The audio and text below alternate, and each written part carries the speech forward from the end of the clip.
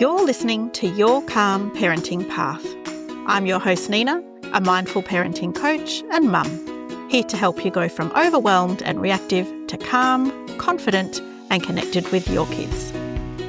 This show is for parents who want to raise their children with more patience, less stress, and a whole lot more joy. Because small shifts make a big impact, and you can build the parenting life you've always wanted. If you want to see what I'm up to, follow me on Instagram at Mindful Parenting Lifestyle, and don't forget to hit follow or subscribe so you never miss an episode. Let's get started. Welcome back. You're listening to Your Calm Parenting Path.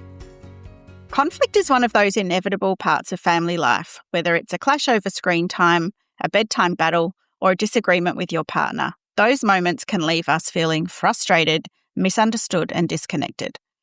But what if there was one simple question that could completely shift the energy of those moments, helping you move from conflict to genuine connection? Today, I'm joined by Annmarie Chereso, a conscious relationship coach, speaker, and #1 international bestselling author of The Perfectly Imperfect Family and the children's book Little Seeds Journey. Annmarie has spent more than 2 decades helping parents and couples break free from reactive patterns, navigate conflict with clarity, and rebuild trust from the inside out. And I am so excited to have her as a guest on Your Calm Parenting Path. Welcome, Annmarie. Thank you so much. I'm so excited to be here, Nina. Excellent. Now, you've spent over 2 decades helping parents and couples move from reactivity to connection. So what inspired you to focus on your work of transforming conflict? You know, I think like most of us, our own life experience, right? I'm sure it's not dissimilar from you, but when I saw how I was creating that in my life and learned how to create something new, I got super excited. I'm like, well, everyone needs to understand and know this. And, anyone who's a parent out there understands how incredibly challenging it is to parent. Yes. Even under the best of circumstances. But most of us are not living under ideal circumstances. So how do we become the best version of ourselves inside of crazy and unexpected circumstances so that our children can thrive, we can thrive, and we can create the kinds of relationships that we're seeking, that we're desiring, that we most want? Because we have kids because we want relationships with people. Exactly. Yeah. And sometimes, we find that we change and we're not the person that we thought we were or the person that we used to be. And I really like how focusing on that and trying to be the person that you want to be, the reason that you had kids, going back to that, I think that's really important. Yeah. Yeah. We're definitely not the person we used to be. We are a new version of the person we actually are because we're constantly discovering ourselves through our relationships. Yes. So our children are beautiful portals or gateways. They're gifts to us discovering ourselves and getting to know ourselves even more deeply. Yeah, beautiful. And in terms of transforming conflict, was there any particular areas of conflict that you struggled with in your transformational journey? Yeah, all of them. Every single one of them. Every single one. I was raised in a home. I had a really beautiful family and upbringing and all the things. There wasn't any major childhood trauma stuff, just your typical little T traumas that we all experience because that's just the way of life. Yeah. But I also was raised in a pretty rigidly Catholic home where, there's a right and a wrong and there's the way kids behave and the way kids don't behave. And so there were a lot of rules about what was permitted and what was not permitted. And so I brought that, of course, into my role as a parent, like many of us do, because of course there are things that seem obvious, like you don't say mean things or you don't lie or, all these things. Anger, sadness, there's all sorts of emotions that are acceptable and unacceptable. But as I began to parent and my life started to sort of crumble, my story was I went through a divorce when I was 8 months pregnant with my third child. And then Wow. my life sort of collapsed and everything I knew and believed sort of fell out from under me. And I had to rebuild everything. And I didn't have a lot of capacity when I was in that stage of my life. I was Yes. just surviving, Mm. And so my third child, she she was fiery and she cried for like 10 or 12 hours a day as an infant. She had colic. They called it colic. The doctors called it colic. I think label colic when they have no other explanation for what's actually going I think you might be right. on. Yeah. Yeah. And like, well, do something. It turns out I later learned, my marital problems started when I was 6 weeks pregnant with her. And I was incredibly anxious throughout that whole Yeah. pregnancy. And she was literally growing inside of an activated nervous system. Wow. So she entrained with that and she came out highly activated and had a lot of Mm. unprocessed emotions that actually belonged to me that Wow. she didn't, she was processing as a Yes. 3 week, 8 week, 10-week-old baby. However, I was also still in my process. So the two of us were really like butting heads while I was trying to also parent a toddler, two toddlers. Yeah. So, I was a mess. I was an absolute mess. Yeah.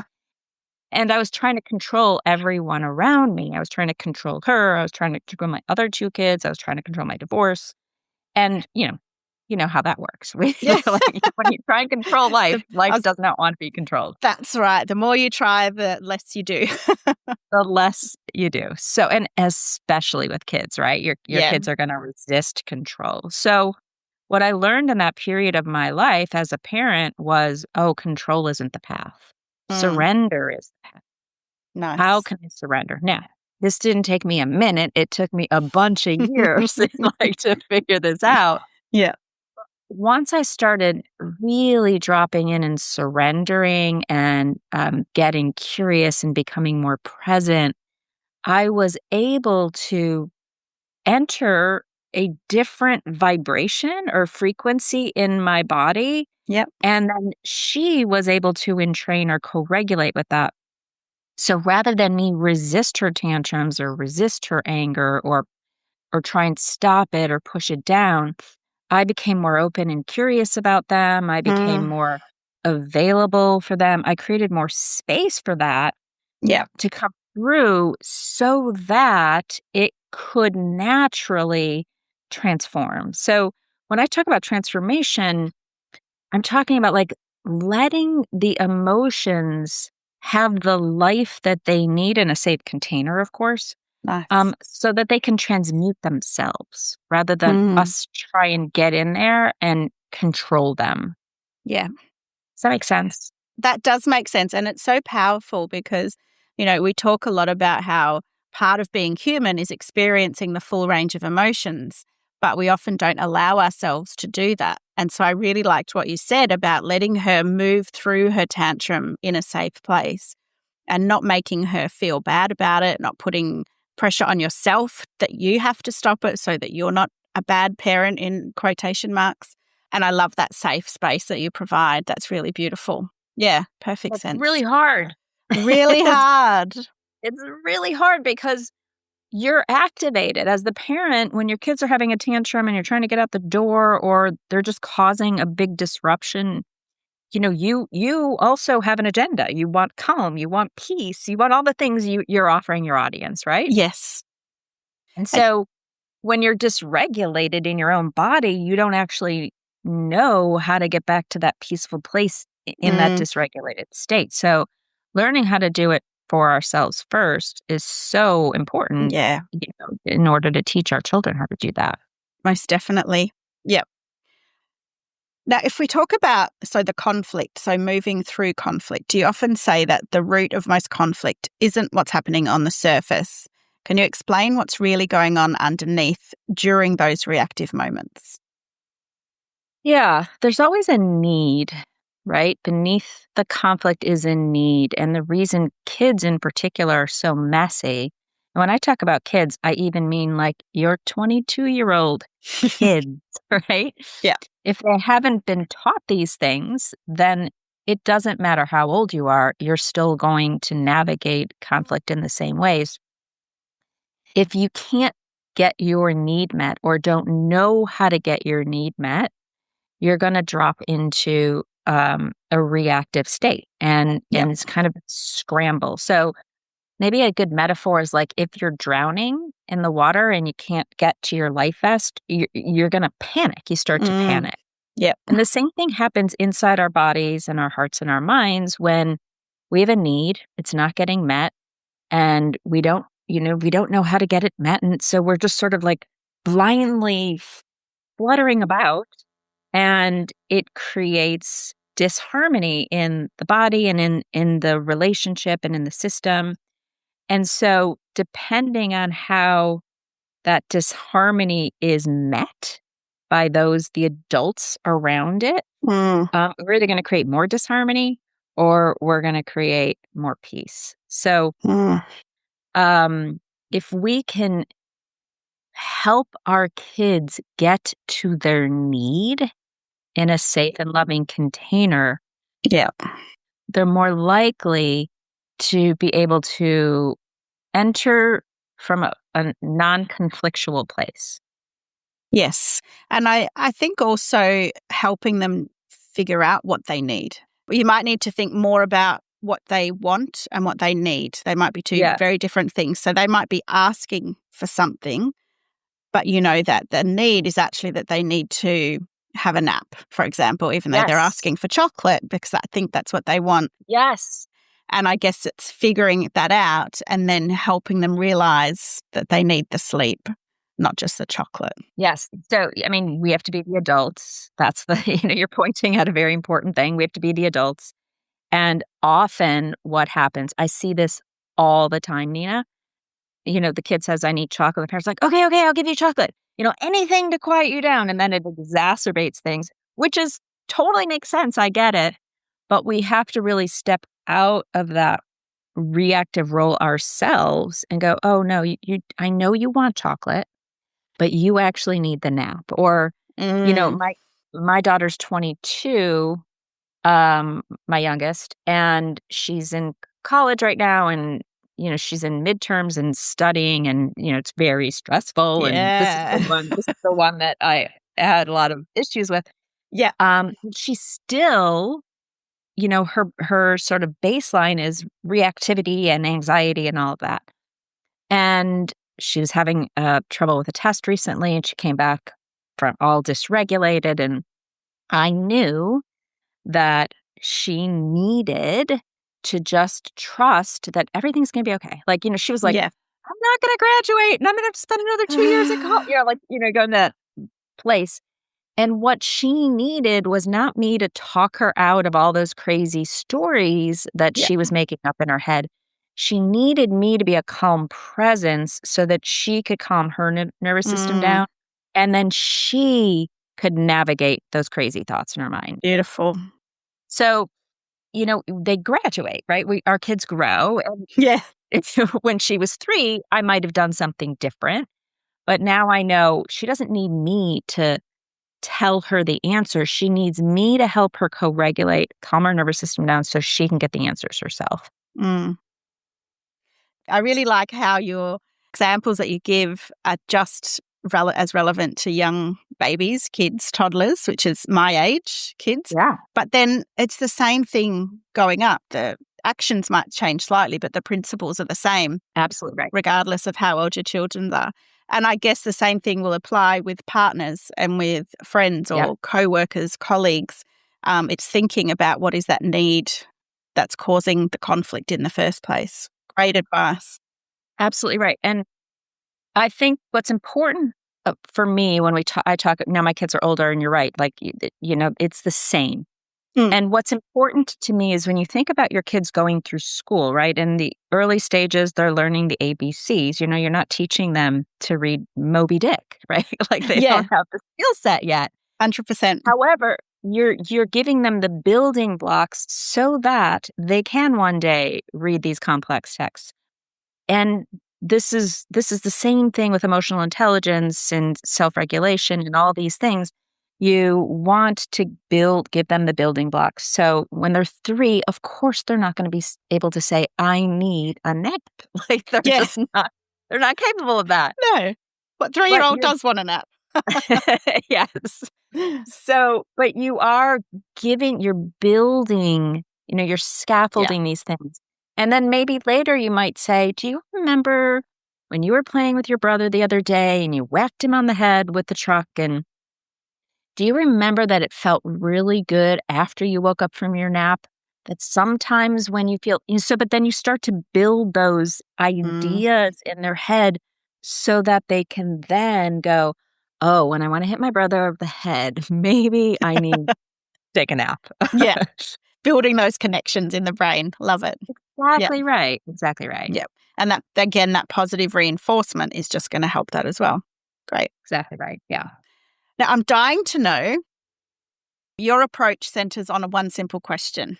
And I'm dying to know what that simple question is that can shift conflict instantly. And can you share it and why it is so powerful? Yeah. I do live workshops every month on this question. And my husband and I are hosting one tonight for couples. Yeah, nice. And so the question I teach, so your audience is getting a sneak preview. Lucky us. Thank you. I was introduced to this question many, many years ago around my daughter that I was just referencing. And the question is a locator question. So it helps you as a human locate yourself in these 2 states of being. You're either ever in any given moment in a state of love or fear. We know that. So the question, where am I, helps you identify, am I in a state of love or am I in a state of fear?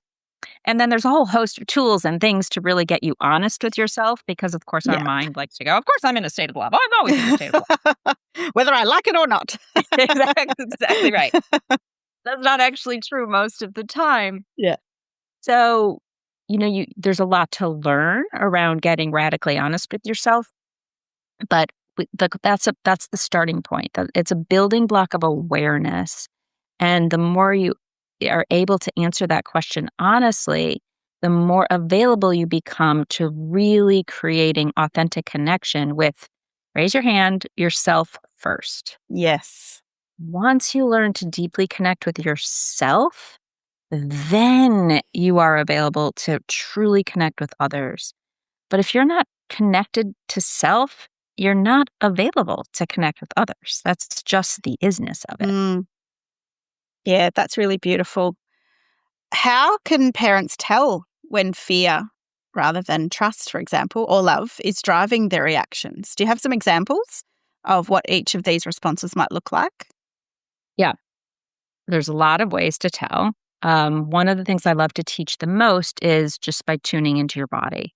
Yeah. So if you do a quick body scan right now, anyone listening in, just do a quick body scan. You notice, is there any tension? Is there any tightness? Is there doubt? Are there judgments? Is there anything that you're having like, but what if kinds of thought, like, but my situation's different kind of a thing? Yeah. Um, then you're likely in fear, which is fine. Yes. That's key, right? It's totally fine. It's actually hugely human and normal. And we don't want to then start going and judging the fear, which is what we do. Yep. Definitely. You're smiling. You have a big smile on your face, so it must be present. Oh, I do. Yeah. It's just all landing. It's all landing, Annmarie. It's amazing. Keep talking. Keep talking. Well, so for instance, when my daughter used to have her tantrums when she was little, I was immediately thrown back into my childhood and like, this is not okay. And I have to stop this. And this has to stop. And there's something wrong. And I'm doing something wrong. And there's just that whole host of thoughts that are downloading in me because I was so afraid that I was raising a crazy kid, that I was doing something wrong, all the things. I had all kinds of stories that I needed to move through to be able to access that place of unconditional love, the unconditional love is a place of there is no judgment here. Mm. There's just curiosity. And if I can just be, a tantrum is happening. If I can just be neutral Yeah. about tantrum happening and have no reactivity whatsoever, which again, so hard to do. So like, hard.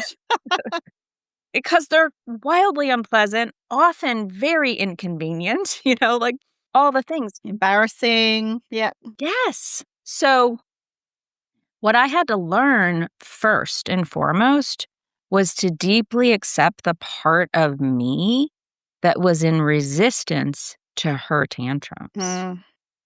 So I had to be, she's throwing this tantrum and, we're in the grocery store and people are looking and I have to get the other kids from school and I'm in a hurry and I'm like, all of my body Mm. is contracting against what's happening. And the first thing I have to do is like, it's okay. It's okay to be scared. It's okay to want to control this. It's okay to want this to stop. It's all of that's okay. And the moment I bring that, I'm just going to label that as grace. The moment I bring that grace to myself, I am, I'm peeling back a layer of fear and control. Mm. And now there's a little bit more there. like then there's going to be a next layer of fear and control. And it's like, well, what are the people around me thinking? And, it's like, okay, give them some grace. You cannot worry about them. You cannot control them. Your attention is just here on the tantrum. Can you bring more love into the tantrum?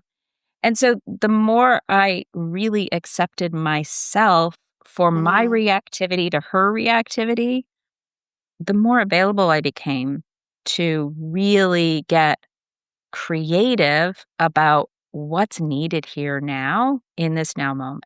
Oh my gosh. I love this. As women, we know naturally how to do these things. We just do. We just know. Yeah. However, all this fear and all this conditioning gets in the way of our knowing.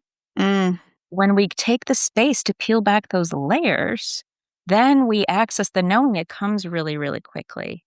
So one example would be, when my daughter was tantruming, I remember a time she was just out of control and she was crazy. Like she would throw chairs and Mm. I mean, it was crazy and it was scary. And I had my other two kids that I was tending to.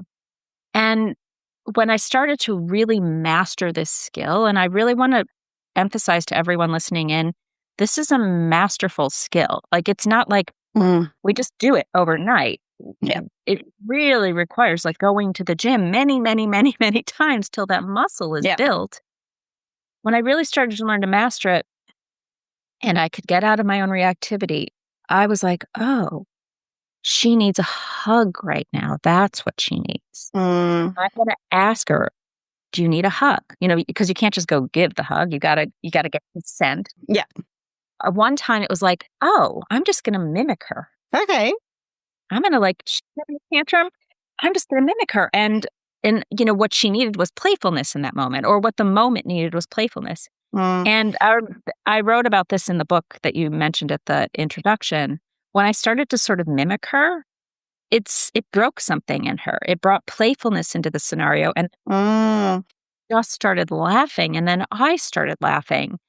And so there's no one answer to the tantrum. There's no one thing. But when you're attuned, the Mm. answers arrive and you know that this is the tool that's needed in this now moment. Yeah. Beautiful. I was thinking about adding a bit of playfulness. I was struggling with my boys not getting dressed in the morning for school. And Yep. so, that whole resistance to getting dressed, getting ready for school. And so I always would get their clothes and I'd put them on me. So I put, their undies on my head or put their pants on my arms. And straight away, that's like, what are you doing? That's not how you do it. You do it like this. And then straight away, they'd grab the undies and put them on, and do it all the right way. And it's just kind of shifting, isn't it? Seeing what's needed and shifting your reaction, because yelling and getting cross and angry and frustrated is so easy. And that's our default. And it's being able to take that pause to then decide, it's okay, this is happening. What can I do? How can I help them with this situation? Yeah, very nice. Yeah, I love that you take that pause and then you get curious, like, "Well, okay, what can I do? What are the other options here Yeah. besides punishing, yelling, whatever?" And I love that. You're playing with them, and that's what kids need. They need play. They need Mm, levity, they need lightness, and that's how they connect with you. yeah, So then it becomes fun, and then you've created a beautiful connection. I love that. exactly. And I was talking to a girlfriend about this the other day, and she did it with her daughter. And her daughter came out the next day with her undies on her head to try to trick her mum. It was very, very special. That's so sweet and so fun. Very cute. And I just wanna say, and in 2 weeks, that strategy might not work. Yes. Yeah, that's so true. They might be onto you, and then you're like, "Oh my god, now I gotta think of something new." Back to the drawing board. Exactly right. They get bored, kids get bored and they want Yep. novelty and newness and Yep. But then, a year later, it might come back again. So just like fashion. and that's the nature of kids. They're always evolving, they're always shifting, and that's why we have to be so adaptable as parents because we have to adapt to whatever they're bringing to us, and Mm, we're constantly trying to get them to adapt to us, and yes. they're like, "No, no, no, no, no, no. Not how it works here. It's all about me. It's all about me for sure." Okay. Now, you often talk about the drama loop. And I'm just wanting to know what that is and how parents can begin to step out of that cycle when tensions rise. Yeah. So when we're in fear, we hop onto something called the drama triangle, which is a model designed by Stephen Cartman, a 1950s psychologist. And the drama triangle has three roles, and the role is hero, victim, or villain. They're called, persecutor. There's other names for them, but hero, victim, and villain is how I refer to them. And when we're in fear, we develop strategies to try and figure out how to get our need met. And we develop these patterns as children, so they come with us into adulthood, and our kids are developing them now as we parent them. And you'll try and do the best you can from fear to get the result you want. So, one example might be, no, you can't have a cookie. It's time to go to bed. And they'll throw a tantrum. That would be villain, "Oh, Yep. I want a cookie, I had that cookie yesterday, and my brother got a cookie, and what's wrong with you?" And you'll be, "Oh, nope, you cannot have a cookie." Or you might be the parent who goes onto the drama triangle with them and goes into villain with them and starts yelling back at them. So that's Yeah. an option. Double villain. If you're if you're present, you're not gonna do that. You're gonna stay centered and grounded, and then they might go, "But mom, please, please, can I have the cookie?" And then they get into a little bit of a Yeah. victim, role. And basically what they're doing is they're trying on all these roles to see which one works, which strategy Mm. works so I can get what I want. The last one might be something like, "Okay, I promise I'll go to bed if you give me a cookie now and one story." The hero. The hero, exactly right. And so you, as a parent, get to learn about yourself by seeing how you react when they pull out all these roles. Because Interesting. you're either going to jump on the drama triangle with them and go, into your victim, villain, hero roles, or you're going to stay up there and be in an empowered state and hold your boundary. And this is how we develop our patterns. It's how we engage with our parents as we're growing up Mm. and how we jump on the drama triangle with them. Oh, I love that. I've not heard of that before. Excellent. Thank you. Really fun. I'm going to be really observing my boys now to see what is their default, what they go to. Very good. Okay, so as we get towards the end of our chat today, can you suggest some simple daily practices that help parents integrate their mind, body, and heart to create this more authentic connection to be able to stay outside of that drama triangle? Yeah, the most important practice I do is something I call a check-in practice. And a check-in practice is super simple. It helps you mind, body, spirit. So you check in first with the body, start with the Mm. body. And you really just start to tune into the sensations that are occurring on the body and get to know your body. Most of us ignore the body pretty much and pay Yeah. very little attention to it. Yep. We really want to get highly attuned to the body and the sensations in the body such that we're going, there's a tiny little pit in my stomach on the left side that's a little contracted. That's how attuned you want to get to your body. Wow. Great. Once you check in with the body, then you check in with the heart or the emotions. So you notice, I teach 5 core emotions. So is there anger, sadness, joy, fear, or creative feelings here now? And often there's many of them. Mm. So you start to get really attuned to what's present in the field right now. And then last, we pick one thought. So the thought might be like, oh my God, I have so much to do today, or I have to get peanut butter at the grocery store, or, Yeah. Bobby can't forget his homework. Whatever it is, but you're going to have just pick one thought because we think 60,000 thoughts a day. So let's not go down that loop. Could be a long check-in. It could be a long check-in. So the check-in process is body sensations, feelings, thought, and that's it. And if you did that every day, it's a 2-minute practice maybe. Fantastic. And you start to get to know yourself better and know what's going on and bring your full awareness. And then for me, I start using the check-in all day long at the red light, when my kids are coming home from school, when I'm sitting down to dinner with my husband, when I'm before this call, Yeah. constantly checking in to see like what is here now, what's actually here now, because that's what I'm creating from. That's my foundation. So if I'm not aware of what's here, then some unconscious thing is going to be driving me, and I better get ready for the ride if I'm not the driver. Yeah. And I guess part of that is accepting what's here and not trying to change it as well, right? 100%. 100%. Fantastic. So I ask all my guests this, Annmarie. If you could share one small shift that has a big impact in transforming conflict into connection, what would it be? Curiosity. Oh, yes. I love that word. Yeah. Yeah. It's really curiosity. Like you said with your boys when they wouldn't get dressed, you got into a state of curiosity, like, what can I do now? Well, what do they need? Like, what are the other options here? Yeah. And when we open ourselves up to curiosity and to that place of wonder, all kinds of solutions arise. So put the underwear on your head, like that's an option too. Just do it. Just do it. Yeah, I love that. Curiosity is in my definition of mindfulness that I share with all my clients as well. It's part of the big part about being a mindful parent. So that's fantastic. I love that. Okay, so where can listeners learn more about your work, your books, Their Perfectly Imperfect Family and Little Seeds Journey, which sound amazing, by the way, and where can they connect with you online? Oh, thanks for asking. So I'm sure you'll put it in the show notes. It's Annmarie Chereso.me. It's not an easy thing to spell for people. But if you go to my website, you can take a free quiz. It's like, what's your conflict style? Nice. And I also have a free mini masterclass there that people can take. It's a 10-minute class. So those 2 things are available on the website. And then you can get to all the other places from there. Yeah. So that's a good place to start. Fantastic. Look, Annmarie, it has been so lovely talking with you today, this morning. Exactly. Yeah. All 3.